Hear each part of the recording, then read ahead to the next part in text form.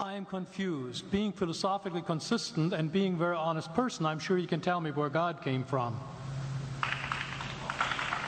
And in addition, once you've told me where God comes from, please try to clarify how you can figure that a spiritual force can have an impact on a material universe to create it.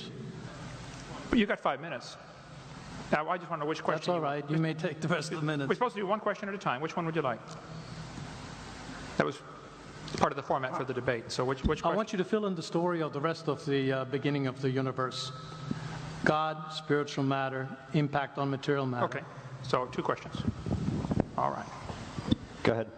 All right, your question, where did God come from, assumes that you're thinking of the wrong, obviously it displays that you're thinking of the wrong God, because the God of the Bible is not affected by time, space, or matter. If he's affected by time, space, or matter, he's not God.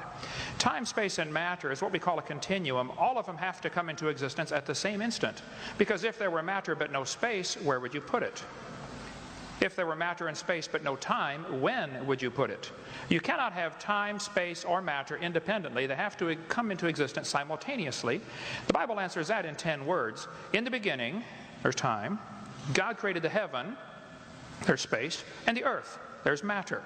So you have time, space, matter created a trinity of trinities there. Just, time is past, present, future. Space has length, width, height. Matter has solid, liquid, gas. You have a trinity of trinities created instantaneously. And the God who created them has to be outside of them.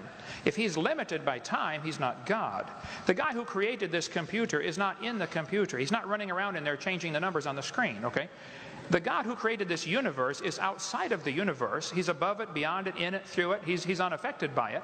So the concept that a spiritual force cannot have any effect on a material body, well then I guess you'd have to explain to me things like emotions and love and hatred and envy and jealousy and rationality. I mean, if your brain is just a random collection of chemicals that form by chance over billions of years, how on earth can you trust your own reasoning processes and the thoughts that you think? Okay, so your question, where did God come from, is assuming a limited God. And that's your problem. The God that I worship is not limited by time, space, or matter. If I could fit the infinite God in my 3-pound brain, he would not be worth worshiping, that's for certain. So that's the God that I worship. Thank you.